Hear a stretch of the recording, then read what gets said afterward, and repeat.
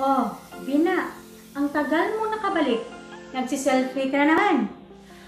Ay, madam, hindi na po ako nagsiselfie, madam. Nagbi-video na lang po ako kasi nga, i-upload ko sa aking YouTube channel. Kasi, madam, ako ay isa ng vlogger!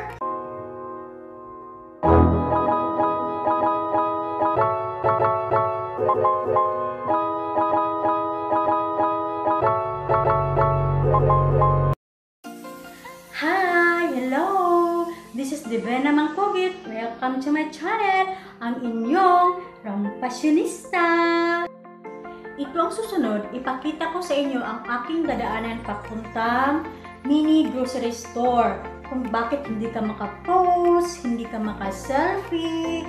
Kasi nga, ang ganda ng mga view at atin susulitin pag tayo'y nandito pa sa lugar na ito.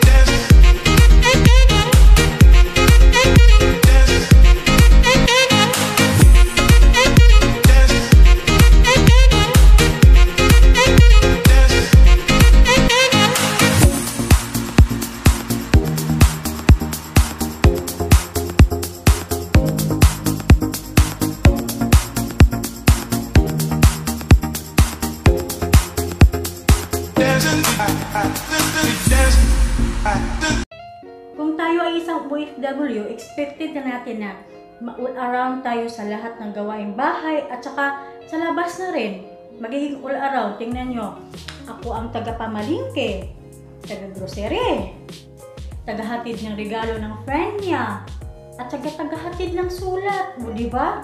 Super all around. Basta ikaw ay isang OFW. Kaya, rampa-rampa naman pag makalabas.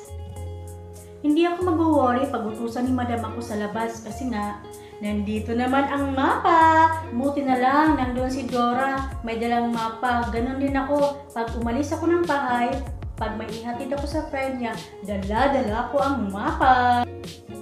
Kaya, yun ang way ko para mabawasan naman yung stress ko, ma-relax naman ang utak kasi nga sobrang stress pag nasa loob ka ng bahay.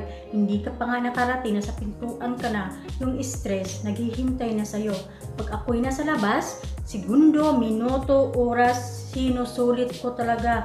Rampa, post, selfie, yan. Parang baliw sa labas, ako lang mag-isa, tawa. Ako din nagpicture sa sarili ko, ginamit ko yung timer. Buti na lang may timer yung camera, kaya pwede tayong mag-picturean mag-isa.